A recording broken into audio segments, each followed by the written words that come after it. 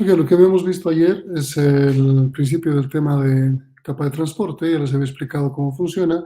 Un elemento importante es la multiplexación. Vamos a retomar un poco estos temas cuando empecemos a avanzar la parte de los protocolos mismos. Estamos viendo la parte genérica, pero algo que quiero recalcar y que creo que ayer no sé si ha quedado claro o se han confundido más es justamente el control de flujo, por un lado, y la retransmisión. Habíamos visto que estos elementos se hacían en la capa de enlace, sin embargo, hemos visto en teoría que se deberían hacer en la capa de enlace, también les había recalcado en su momento que en la práctica se hace en la capa de transporte. Entonces, tenemos aquí el host 1 y el host 2. El host 1 utiliza un número de secuencia, en este caso secuencia 1000, y manda un tamaño de ventana. El tamaño de ventana se refiere al espacio que tiene para intercambiar información. Es como su ventana deslizante, su buffer. Entonces, cada uno, el host 1 y el host 2, pueden tener diferentes tamaños de ventana y en función de esto van a generar un control de flujo. Por ejemplo, aquí le manda ventana tamaño 4000 y el host 2 también le manda tamaño 4000.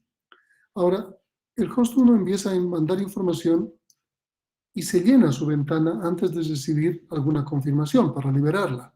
Entonces, sabemos que se puede mandar a 2 a la n-1, se llena y lo que hace el host 2 es, antes de procesar estos datos que han llegado, que han llenado su ventana, entonces anuncia ventana 0.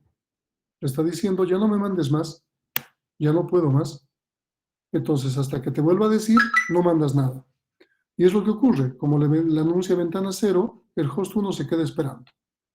¿Qué tiene que esperar? Que el host 2 en algún momento le diga, tengo espacio. Como ocurre aquí. Ya no le he dicho 4000, le dice 2000, y esto le implica que puede volver a mandar. Así que el host 1 vuelve a mandar. Este es el control de flujo, la utilización de este campo en la cabecera llamado tamaño de ventana. ¿Eso está claro?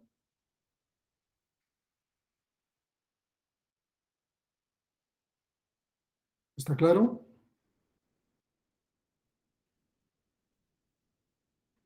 Vamos, ¿están despiertos? ¿Están ahí? Sí, una pregunta, Inge. Dime. La ventana es entonces el que controla el flujo. Otra vez, por favor. La ventana es el que controla el flujo. Sí, sí. Con el tamaño de ventana que se anuncia, se controla el flujo. Si no queremos que haya flujo, anunciamos ventana igual a 0. Si queremos que haya flujo, anunciamos el tamaño que tengamos. Ese es el control de flujo. ¿Está bien? Sí. Ahora, veamos la retransmisión. En este caso, este manda su número de secuencia. Este equipo confirma el número de secuencia que hemos mandado. Hemos mandado el 1000, así que está confirmando el 1001. Y tiene su propio número de secuencia, 1500. Este confirma que has recibido el número de secuencia del host 2, así que le dice 1501. Sabemos muy bien que los ACKs tienen que ser next, el next que esperamos. Este le manda datos y este confirma los datos. Fíjense que el ACK ahora es 2001, que implica mi secuencia es 1001 más los datos 1000 se hacen 2001, así que el siguiente dato que está esperando es 2001. Y aprovecha para mandarle datos en piggyback, tal como habíamos visto en el nivel de enlace. Pero lo que nos interesa mostrar aquí, manda los primeros 1000, los siguientes 1000, los subsiguientes y los subsiguientes, 4000. El detalle es que la secuencia 3001 se pierde. Entonces, el host 2 ha recibido la 1001, la 2001, la 4001, pero no ha recibido la 3001. Tiene que pedir retransmisión. Sabemos bien que tenemos dos mecanismos, uno que se llama go back n y el otro que se llama, ¿cómo se llama?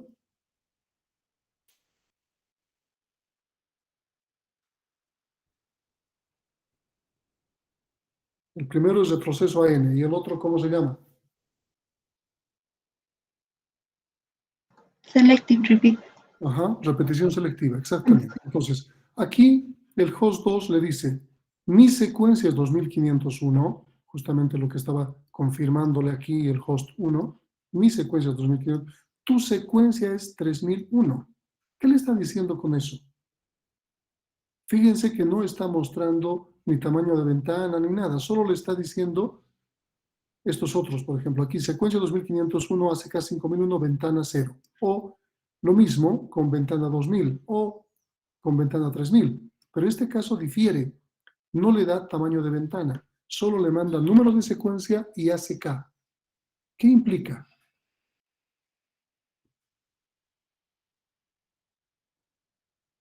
Que está pidiendo que le reenvíen. Que está pidiendo que les reenvíen la 3001. Entonces, si le está pidiendo la 3001, ¿qué tipo de mecanismo está utilizando?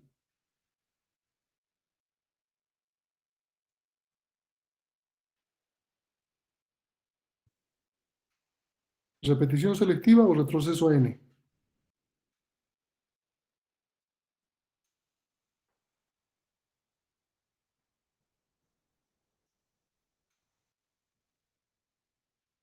Fíjense que solo está pidiendo la 3001, pero no pide jamás ni la 2001, perdón, ni la 4001.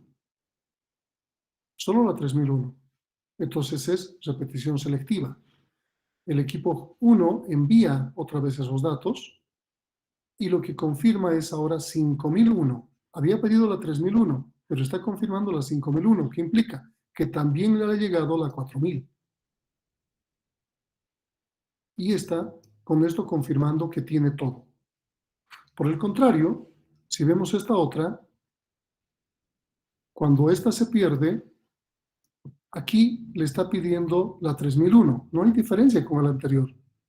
Pero después que le pide la 3001, le pide la 4001. Y recién confirma la 5001, que implica, a partir del error, todo lo demás se tiene que volver a pedir. ¿Y eso qué mecanismo es? Go back N. Exactamente, retroceso a n. Entonces, de esa forma podemos ver dentro de lo que estamos analizando cómo funciona el control de flujo y la retransmisión. Voy a compartir ahora Wireshark y vamos a ver que una evidencia de esto. ¿Se puede ver Wireshark? Ahora sí. Ok. Aquí tenemos la capa de red IP. Aquí tenemos la capa de transporte. No nos vamos a abocar todavía a ningún otro elemento más que a los que acabamos de describir. Así que vamos a buscar aquí los elementos. Secuencia. Número 1. Next. Aquí está la ACK número 1. ¿Y cuál es el tercer elemento? Secuencia, ACK y ¿qué más? La ventana. La ventana. Y aquí la ventana dice 6876. Entonces, vamos a ver que el número de secuencia es importante, el número de ACK es importante y la ventana. Si vemos cualquier otro, vamos a ver que el número de secuencia, vamos a ver algo que no sea una secuencia número 1. Aquí está. Secuencia número 106.581. Número de ACK 1. ¿Qué implica? Que el host, este host solo ha mandado, no ha recibido prácticamente nada, porque está mandándole un ACK1. Solo ha mandado, no ha recibido. Y su tamaño de ventana está en 6.876. Veamos otro al azar, cualquiera. Quiero ver que cambie. Aquí está. Ventana 65.535. Este es el máximo tamaño que puede abrirse la ventana. Es el máximo. Y vamos a entender más adelante por qué le está anunciando ventana completa.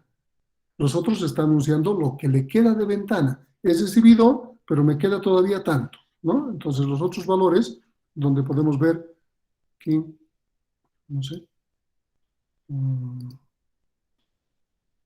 por ejemplo, 6.876, como vemos aquí, implica todavía me queda esto. Pero cuando está anunciando inicialmente son 65.535. ¿Está bien? ¿Hasta ahí? ¿Está claro? ¿Está claro? Inge, Continuamos entonces. Voy a compartir toda mi pantalla porque necesito mostrarles lo que vamos a hablar de sockets. Les había hablado ayer de sockets y les he mostrado cómo funciona. y les había dicho que por curiosidad ustedes podían utilizar el comando netstat para poder verlos. Había una práctica al respecto, pero no lo voy a incluir porque me está llenando demasiado de prácticas y me cuesta revisarlas.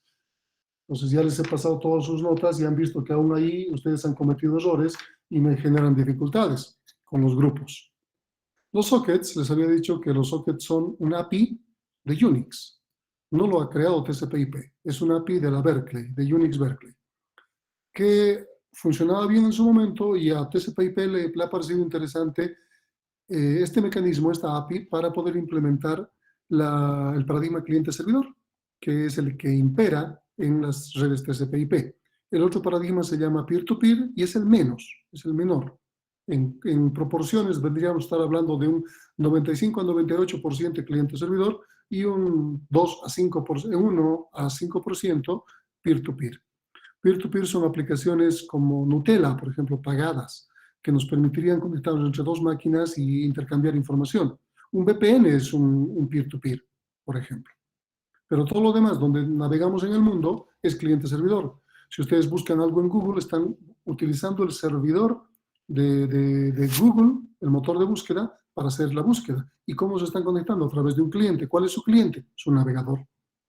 Si ustedes utilizan Facebook, están utilizando el servidor de Facebook. ¿Y cuál es su cliente? El navegador. O si tienen en su teléfono, su cliente es una app, una aplicación cliente que se está conectando con una aplicación servidor.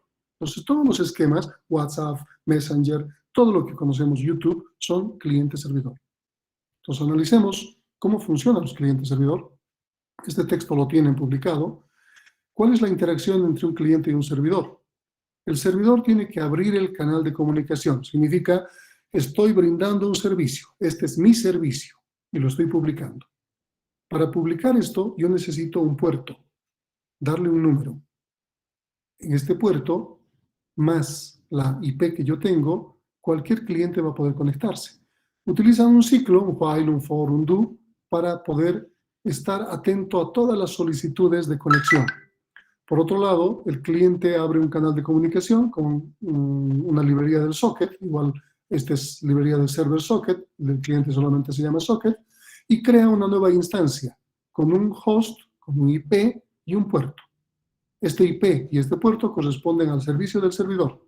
Con esto, solicita el servicio y el servidor acepta. Y el servidor crea un hijo, como en sistemas operativos, crea un hijo de una instancia de este servicio. Puede crear N hijos. Con el netstat podemos ver todas las conexiones peer-to-peer, si ustedes recuerdan. Entonces, todas esas son los hijos que ha creado el servidor que va aceptando. Ayer hacía el ejercicio de las graficaciones, ¿se acuerdan? Y me he conectado con dos clientes y se veían las dos conexiones servidor y las dos conexiones cliente. En el lado servidor solo se debería ver las conexiones servidor, obviamente. Y en el lado cliente solo se debería ver las conexiones cliente. ¿Está bien? Ahora bien, luego de que se hace el intercambio de información, o sea, cada uno va a mandar información, va a ser un read o un write, aquí están read, write, son dos funciones propias de la librería. Igual el cliente puede hacer un read o un write, intercambio de información, se va a cerrar la comunicación, se hace un close. El close puede ser unilateral o puede ser bilateral. El close correcto es cerrar sesión, el close incorrecto es cerrar la ventana. Si ustedes recuerdan, ayer yo he cerrado la ventana y ha aparecido el estado como close waiting o finish waiting, ¿se acuerdan? Entonces, ahí se puede ver que ha habido un cierre unilateral. Este es el intercambio que se hace. Entonces, si se fijan, los eventos son, se abre el canal, se genera un puerto, se genera un ciclo y ahí se aceptan solicitudes. Luego se intercambian reads o writes hasta que se cierra la sesión. Lado servidor. Lado cliente, se crea una instancia de socket con un host y un puerto del servidor. Luego se intercambia información con read y write y luego se cierra. No necesitamos más que eso. Vamos a ver un código entonces para que ustedes puedan entender. Esto está en BlueJay. Tienen un código publicado también. Este código vamos a entenderlo, vamos a compilarlo y vamos a ejecutarlo. ¿Se puede ver en mi pantalla? Sí, Inge. Ya. Lo que necesito es esta librería para Java. Lo he puesto en Java, ya no en C. También tengo códigos en C. No tengo códigos en Python. Me falta investigar un poco, me faltó tiempo para eso.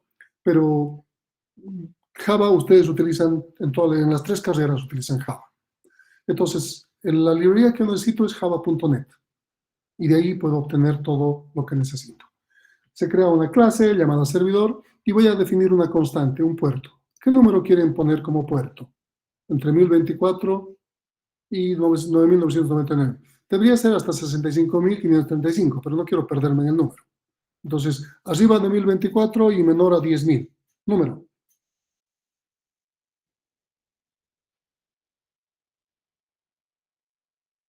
¿No se les ocurre un número?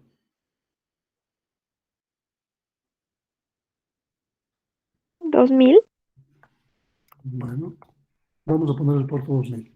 Ahora genero la instancia del server socket. Si se fijan, aquí estoy creando una instancia de server socket con el puerto que yo he definido. Y le estoy llamando SK servidor.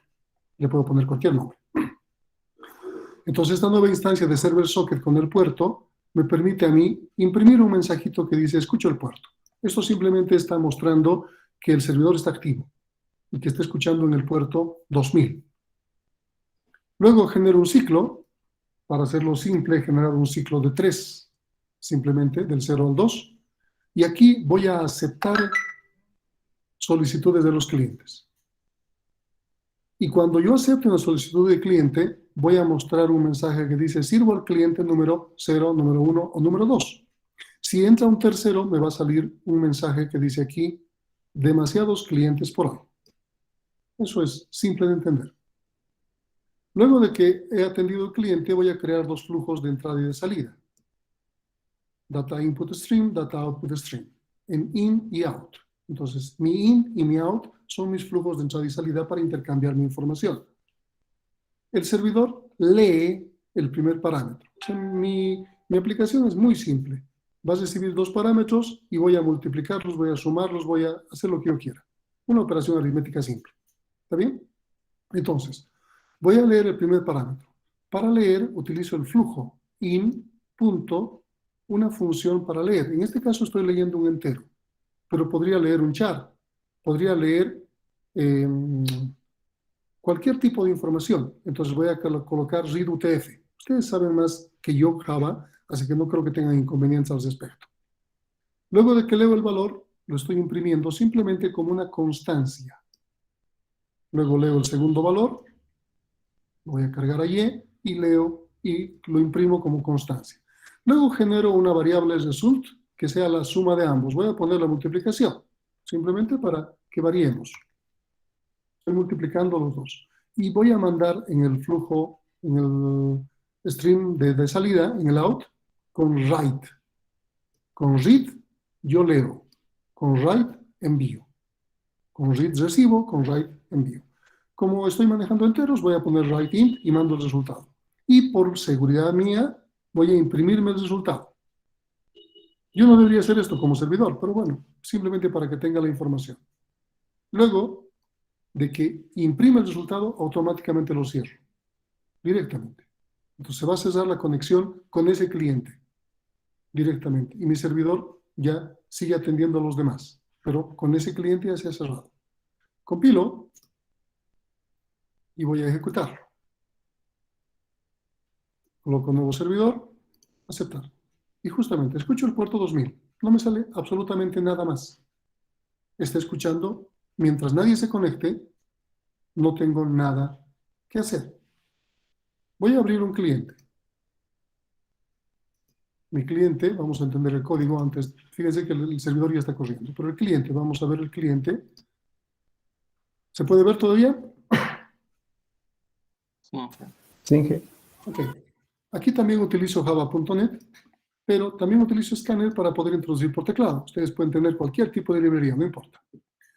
Creo 2 constantes. Primero, mi host 127.0.0.1, o también podría escribir localhost. No hay problema, cualquiera de los dos me va a hacer caso. Si ustedes hacen la prueba entre 2 máquinas, necesitan saber el IP de la otra máquina. Entonces les había dicho que por curiosidad podrían utilizar Hamachi, Es una aplicación para Windows o Higuchi para Linux que les permite crear VPNs. Desde sus casas ustedes hacen el programa, uno de ustedes hace coser el servidor y el otro hace coser el cliente y ven cómo se conecta. Y están utilizando Internet tal como lo hace Facebook, YouTube, etcétera, etcétera.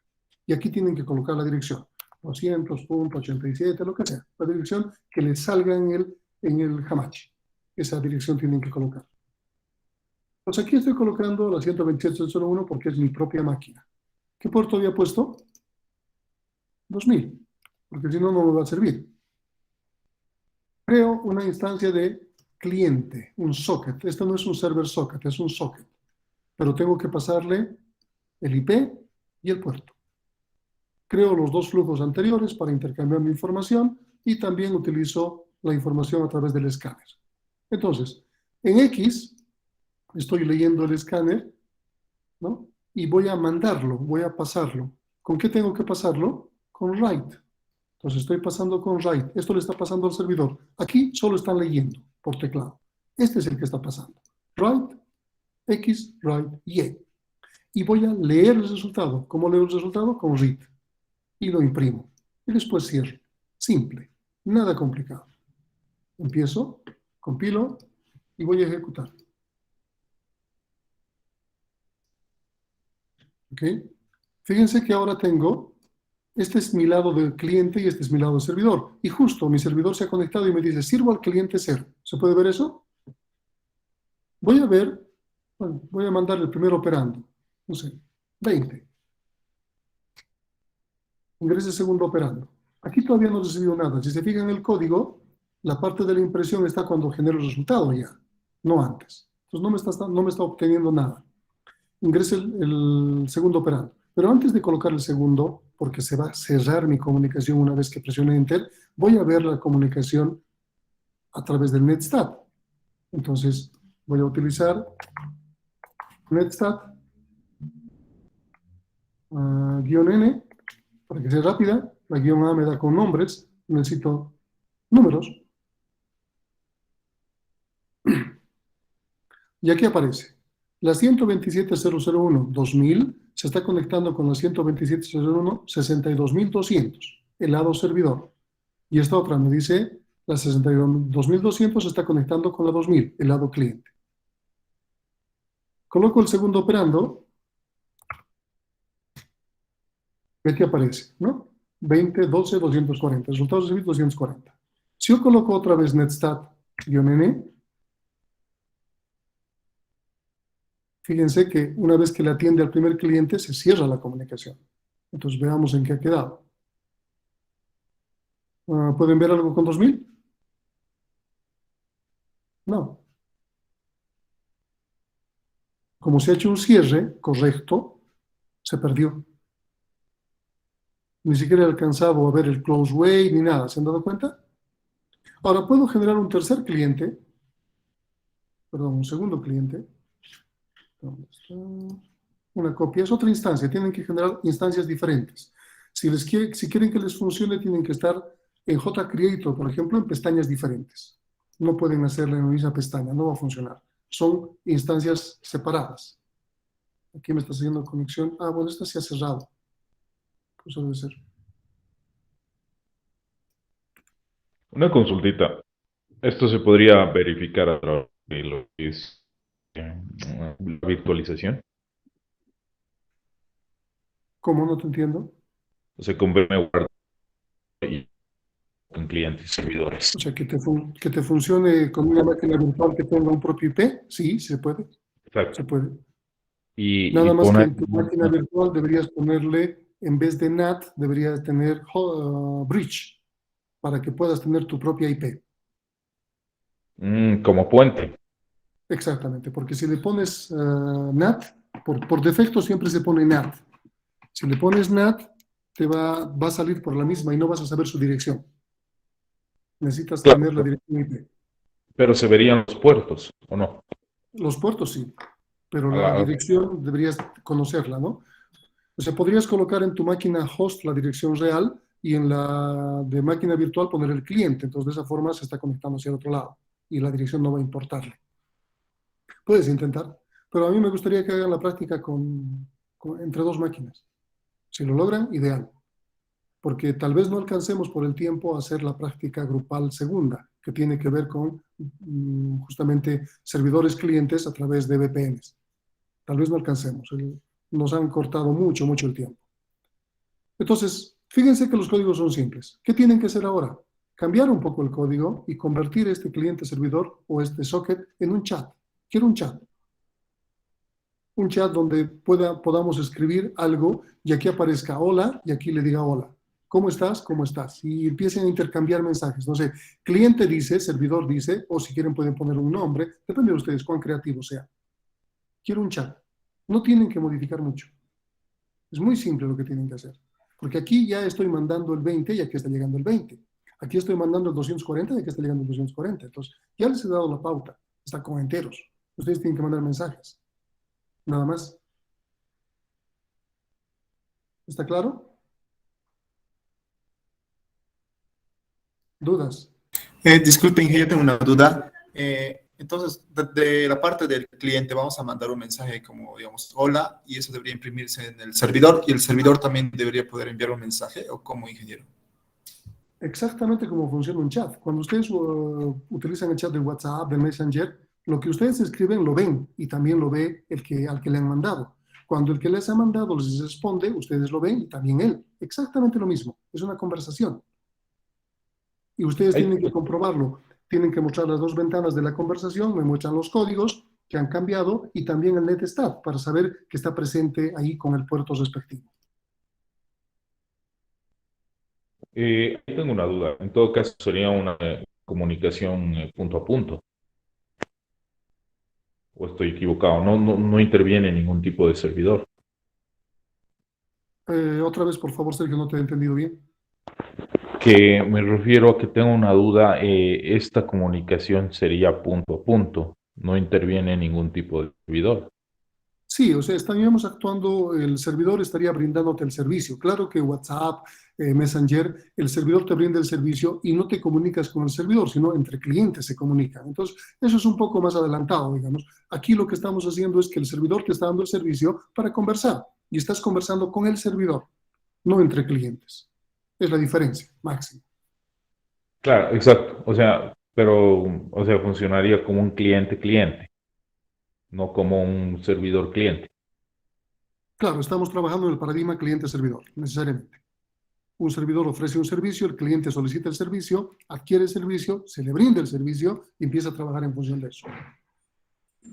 Ya, en todo caso, entonces, sí o sí tiene que haber un servidor de por medio, a eso me refiero. En este caso sí, porque estamos habilitando el servicio. Si no hay un servidor del que el cliente con solamente el socket no puede lograr nada.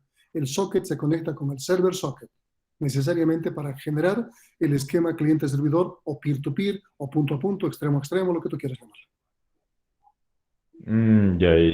Ya, ahora sí entiendo mejor. Ok, entonces su práctica es hacer sockets, cambiar un poco este código, adaptarlo y crear un chat y mostrar los códigos, mostrar la ejecución y mostrar el netstat principalmente. Ustedes pueden trabajar con puertos, ya vamos a en un momento más van a saber qué puertos utilizar. ¿Está claro? ¿Está claro? Sí, para mí sí está un poco más claro. Hablemos un poco de la multiplexación. Ayer les había dicho, por ejemplo, si ustedes ven toda mi ventana, yo tengo todo esto abierto. ¿Se puede ver lo que estoy intercambiando las pantallas, las aplicaciones? Sí. Todo esto está abierto. Vamos a suponer que todo esto es todo conectado con Internet, cada uno de estos. Entonces, ¿qué significa? Que por una sola comunicación física, mi máquina conectado al Internet a través de un proveedor, una sola conexión, yo estoy utilizando N aplicaciones. Ayer les he mostrado que esto se llama multiplexación.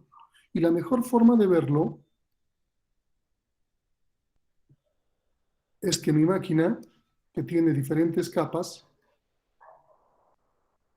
¿no? Sabemos muy bien que mi máquina se conecta con el mundo, y aquí está la capa física, la capa de enlace, aunque no le guste a Internet, sigue existiendo la capa de enlace, a TCP/IP, aquí la capa de red, aquí la capa de transporte, y por encima la capa de aplicación. Si yo tuviese una sola aplicación, esta sería no sé, Facebook, por ejemplo. Pero estaría trabajando con una sola. Pero acabo de mostrarles que puedo estar trabajando con N aplicaciones. Con N. Entonces, ¿qué tengo que hacer? Transporte multiplexa. Es como multiplicaría mi comunicación y me crea distintas conexiones con otras aplicaciones. Aquí tengo Facebook, aquí tengo YouTube, aquí tengo Google, aquí tengo Gmail, etcétera, etcétera, etcétera. Las que yo me comunique. Una buena práctica, bueno, tenían una práctica sobre esto, les he dicho que le he quitado, es que ustedes puedan abrir varias aplicaciones y con el NetStat identificarlas. Pero la idea no es solamente abrir a través de web, ¿no? No solamente a través de web. Denme un segundo, por favor.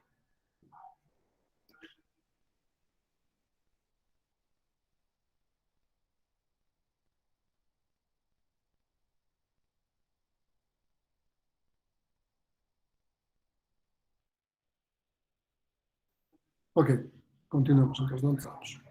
Les decía, la idea es que vamos a multiplexar. Entonces, si ustedes tuviesen la aplicación cliente, no a través de Facebook, no a través de web, podrían tener hasta el número de puerto que está utilizando Facebook, el número de puerto que está utilizando YouTube. Entonces, si ustedes pueden descargarse por curiosidad una aplicación NetStat para sus celulares, esa sí les va a mostrar interesantemente que no todo va por el web, no va a tener puerto 80, sino distintos puertos que se les asigna a cada uno de los servidores. Facebook tiene su propio puerto, por ejemplo, que está por encima de 1024, pero no es público, no es de uso público. YouTube también tiene su propio puerto. Hasta el 1024 son well-known ports, los puertos bien conocidos, es decir, el HTTP, HTTPS, FTP, Telnet, todos los servicios de TCP/IP. Pero de 1024 para arriba son los puertos asignados y luego tenemos los puertos de usuario, que son los que podemos usar nosotros. Entonces, Serían los puertos. Perdón. Una consulta. Serían los puertos registrados en todo caso. Sí, puertos registrados. Perdón, Ya. asignado, sí. Los registrados. Entonces, aquí tenemos... Perdón, porque tengo una consultita. Dime. En todo caso, o sea, eso es cuando tenemos un servidor de por medio para comunicación, ¿verdad? Todo para la multiplexación. Cuando tenemos una comunicación máquina a máquina, simplemente lo hace la capa de red de transporte. Si tuviésemos dos máquinas conectadas con un cable, ¿eso me quieres decir? Sí, exactamente. Igualito ocurre en la multiplexación, porque tú puedes conectar dos máquinas con un cable, formas una red, pero puedes abrir múltiples aplicaciones entre ellas. Entonces, igualito ocurre en la multiplexación. No hay un solo flujo. O sea, el flujo es único, pero existe flujo de diferentes paquetes de comunicación. De la comunicación 1, de la 2, de la 3, de la 4. Aquí no está dando por ejemplo. Por Aquí, el socket. todas estas que están aquí arriba pueden ser una sola máquina. Y mi cliente una sola máquina. Podría ser. O todas las que están alrededor podrían ser diferentes máquinas. No importa. Si son diferentes máquinas o la misma máquina, exactamente igual es el trabajo. Cada comunicación, esta es única. Esta es única. Esta es única. Independientemente si todas estas están en una máquina. Claro, siempre entonces van a manejar lo que es el socket, en todo caso. Exactamente. El socket lo vuelve único. Claro. Ese es el tipo de nateo también que se realiza, ¿no? Cuando se hace PAT, está haciéndose con puertos. Se está utilizando el principio de los sockets. O no de los sockets, de la capa de transporte. ¿Está bien? De multiplexación, ¿verdad? Sí. Ya. Sí. Entonces, Ya, sí. Perdón, ¿qué dijiste? No, que muchas gracias, sí. Ya, ok. Entonces aquí, por ejemplo, tenemos el correo electrónico. Podría ser Gmail, podría ser lo que sea. Y ustedes podrían tener un cliente, por ejemplo, Outlook de Microsoft Office. Con el Outlook, como cliente, pueden comunicarse con Gmail, con Hotmail, con Yahoo, con lo que sea. Y no necesitan abrir web, ¿verdad? Entonces aquí tendrían una conexión extremo a extremo con su servidor de correo electrónico. Aquí con el chat, web WhatsApp o Messenger, lo que sea. Aquí tienen varias páginas web. Entonces, estas son puerto 80. Estas son web, HTTP. o alguna podría ser HTTPS 443. Estas podrían estar teniendo un online video chat, una videoconferencia, un curso que están asistiendo con su propio número de puerto y su propio servidor. Y aquí podrían estar transmitiendo ustedes su propio video, etcétera, etcétera. ¿Qué significa? Que tenemos diferentes comunicaciones. ¿Cómo se denota aquí? Con diferentes figuras geométricas. Pero como sale de la máquina una sola, este es el flujo hacia la máquina y la red, donde están todos sus servidores, los flujos van a salir de esta manera, segmentados por cada uno de los tipos de comunicación. Este cuadradito será el de correo electrónico, este será de la web, este será el del chat, etcétera, etcétera. Pero no van a salir como figuritas, sino ¿cómo van a salir? 2 IPs, 2 puertos, tal como hemos visto en el NetStat. Esa es la forma en la que va a fluir la información. Un IP, su puerto, un IP, su puerto. Y en conjunto, 2 IPs, 2 puertos. Esa es la forma en que se identifica y se diferencia una comunicación de otra. ¿Está bien? ¿Está ahí? ¿Está bien hasta ahí? Sí. Ok. A nivel de TCP/IP tenemos 2 protocolos de transporte. No tenemos que revisar otros, ya no funcionan los otros. Vamos a hablar solamente de los que funcionan. TCP y UDP. TCP es un protocolo fiable y UDP es un protocolo no fiable. ¿Significa que no podemos confiar en UDP? No, no significa eso. Simplemente que la no fiabilidad es que no tiene confirmación. La fiabilidad es que tiene confirmación. Significa que TCP va a asegurarse que la información llegue. UDP la va a mandar, nada más. Y no le interesa si llega o no. Muchos servicios utilizan UDP, pero la mayoría utiliza TCP. Por ejemplo, si alguna vez les han dicho, no sé, ustedes reclaman, te he mandado un correo y no me respondes. Y les dices, jamás me ha llegado tu correo. Es una mentira, porque el correo electrónico utiliza TCP. El protocolo se va a asegurar de que le llegue el correo. Puede estar en spam, no importa, pero le va a llegar el correo. Lo mismo pasa con transferencia de archivos, lo mismo pasa con web, HTTP, este es el correo, lo mismo pasa con Telnet, una sesión remota, y un montón de protocolos. Pero existen otros protocolos, por ejemplo, como el Trivial FTP o el DNS, que no necesitan confirmación, necesitan velocidad. Porque cuando nosotros confirmamos y nos aseguramos que algo llegue, es más lento. Porque estamos esperando que llegue, que nos llegue la confirmación. Nos llega la confirmación, volvemos a mandar. Nos llega una confirmación negativa, volvemos a mandar. Estamos entre ida y vuelta para que podamos tener la seguridad de que ha llegado. Eso es TCP. Pero con UDP lo mando y no me importa. Una comparativa simple es, utilizo correo postal. Claro que ya no está tan vigente el correo postal, pero vamos a suponer eso. Utilizo correo postal normal. Mando una carta a la China, a un amigo que tengo en la China. Pasa una semana, 2 semanas, 3 semanas, 4 semanas, 1 mes, 2 meses, 3 meses y jamás me llega la respuesta. Ahora, puede que la carta se haya perdido o puede que no quieras responderme, pero nunca voy a saberlo. Eso es UDP. ¿Qué pasaría con TCP? Mando mi carta como correo certificado o utilizo courier. Me va a costar un poco más. Paso 1 semana, 2 semanas, 3 semanas, no me llega la respuesta. Yo puedo entrar vía web o ir a reclamar al courier y decirle, no tengo respuesta a esta carta. Y me van a decir, esta carta ha sido recibida en tal fecha por tal persona a tal hora. Entonces estoy seguro de que no quieres responderme, pero ya sé que le he llegado. Entonces, eso es TCP. Asegurarse de que llegue. UDP lo manda. Tenemos esos 2 protocolos. ¿Está bien? Hablemos de TCP. TCP en mucha bibliografía traduce mal. Le ponen el acrónimo Transport, porque es un protocolo de transporte, Control Protocol, como protocolo de control de transporte. Y no está bien. El TCP es Transmission Control Protocol. Ahora, ¿qué es lo importante para en la capa de transporte de manera general? Un elemento nuevo que se está incorporando y que ya lo hemos hablado. El puerto. Ya no es importante solo las 2 IPs que nos aportan la capa de red. Aquí tenemos que añadirle 2 puertos. Es decir, ¿cómo diferenciamos, por ejemplo, aquí? Estos servicios corresponden a la misma máquina. ¿Está bien?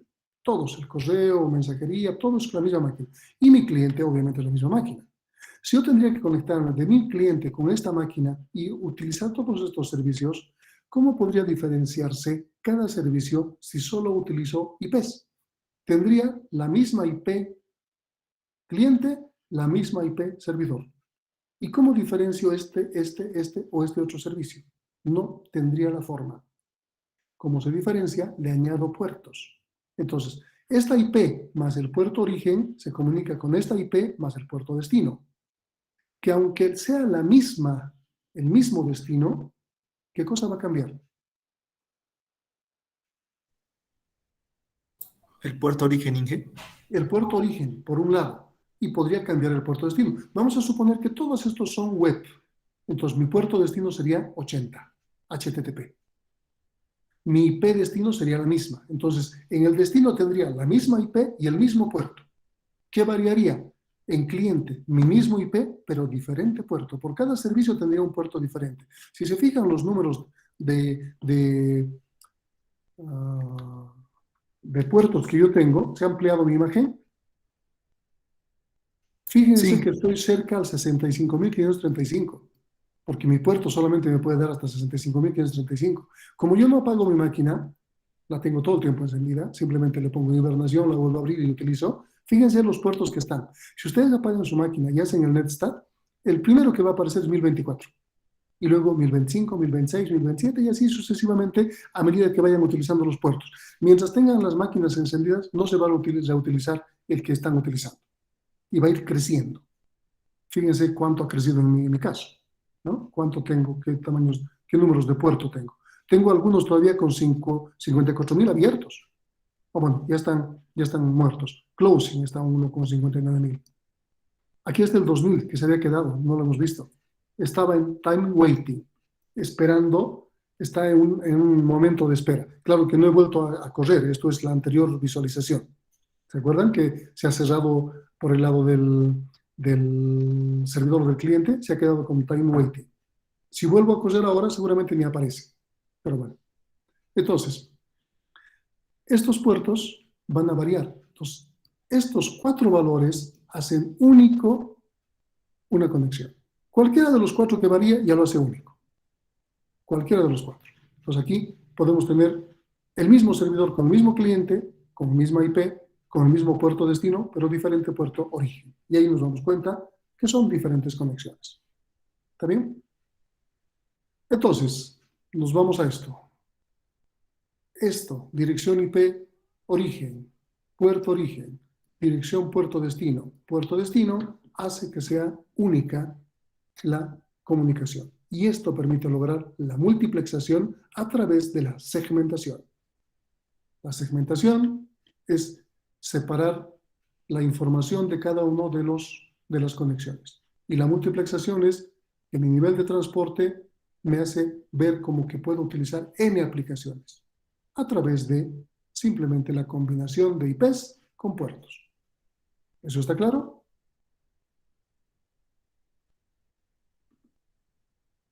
Sí, tengo una duda, perdón.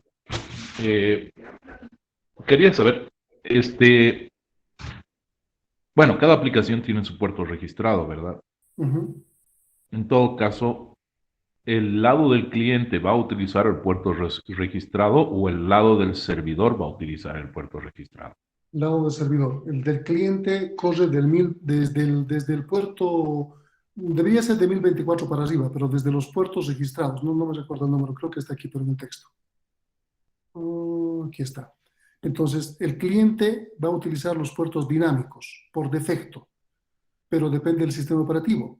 En mi caso está utilizando puertos dinámicos. En Windows normalmente utiliza desde el 1024. Y solo los elude a los registrados.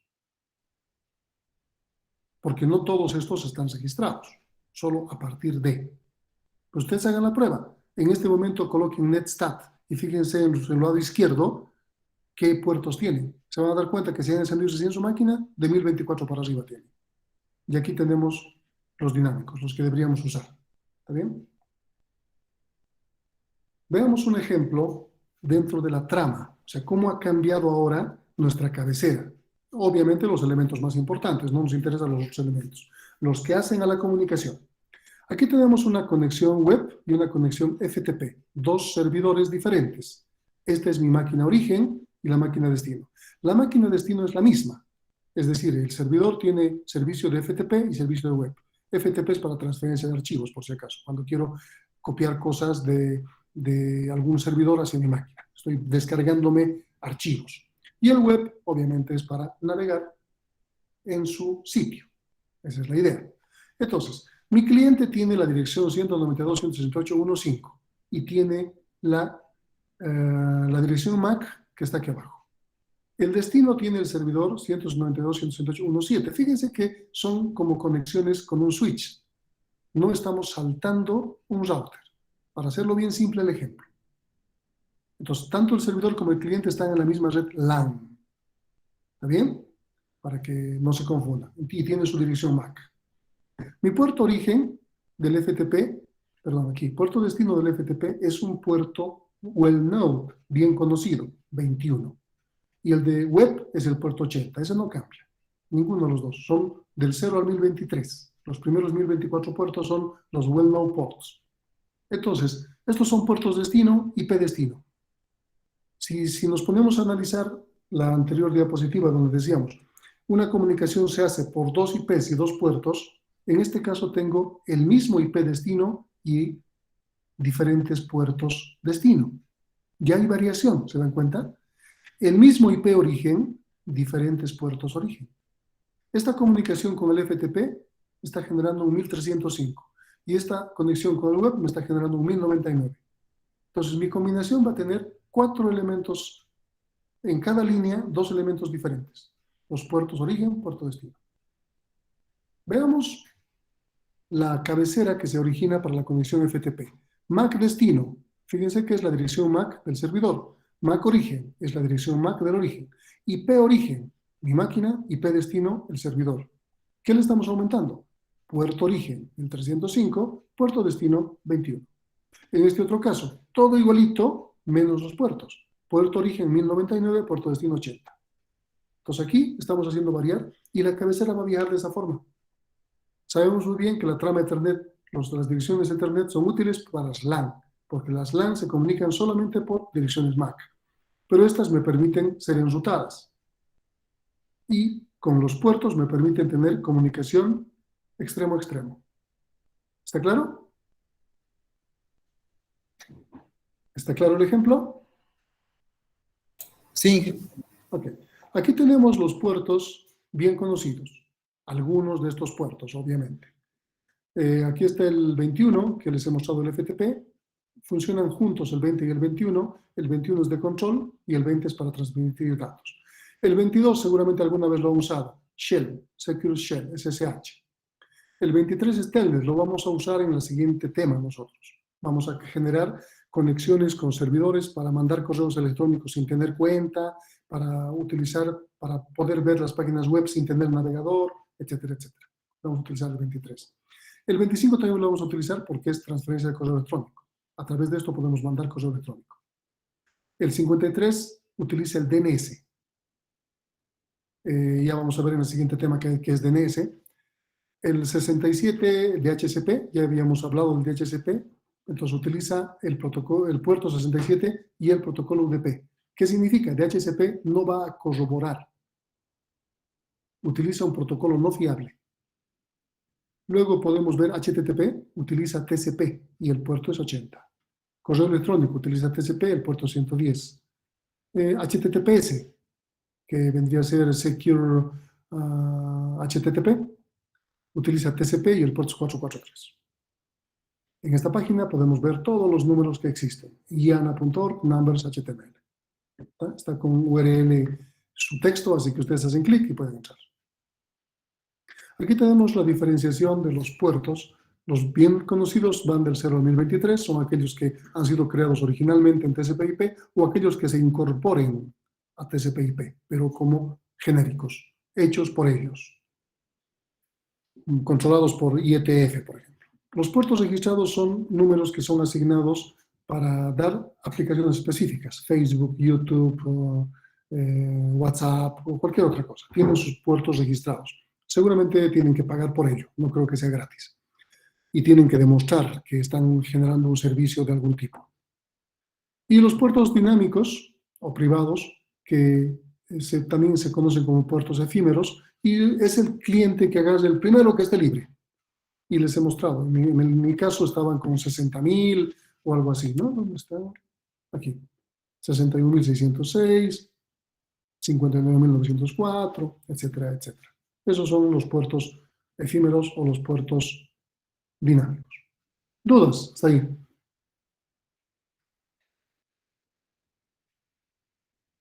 Tengo una pregunta, perdón, ingeniero.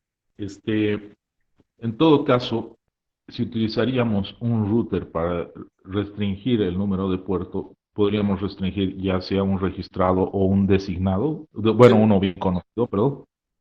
Sí. Cualquiera puede podríamos- seguir. Los ACLs nos han mostrado sus compañeros, por ejemplo. En el ACL tú puedes ponerle un puerto, un número. Entonces ahí le pones 80 y ya no entra web. Le pones 21, no acepta FTP. Le pones el número que sepas de Facebook y ya no se conecta a tus clientes a Facebook. No necesitas un proxy server, nada. Con un ACL lo puedes bloquear. ¿No quieres que naveguen en YouTube? Le pones el puerto que se asigna a YouTube. Claro que si lo van a hacer a través de aplicaciones. Si lo hacen a través de web, con el 80. La única forma. Pero el 80 te restringe todo web. Pero puedes hacer cualquier puerto. ¿Y podría asignarle a otro, digamos, otro puerto? ¿El mismo puerto? No. Si es un puerto bien conocido, un puerto registrado sí se puede. O sea, en nuestra aplicación, ustedes pueden probar. Es fácil de hacer eso.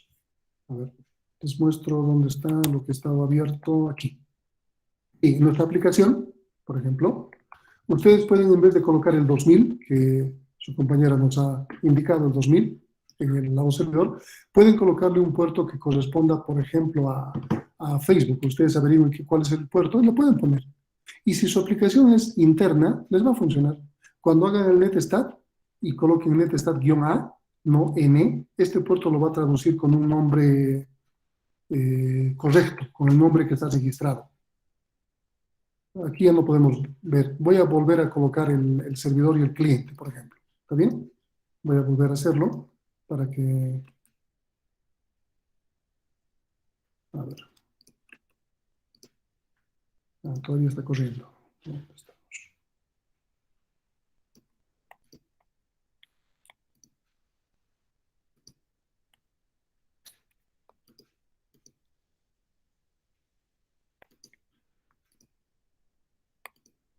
No me permite cerrarlo. Vamos a cerrarlo directamente. BlueJ. Más. Y volvemos a entrar. Servidor. No sé a quién corresponde el 2000. ¿Está bien? Vamos a hacer correr con 2000. Sabemos que está por encima de 1024, así que no importa. Servidor. Está el 2000. Necesitamos habilitar un cliente para que se pueda ver el netstat, porque si no, no vamos a poder verlo.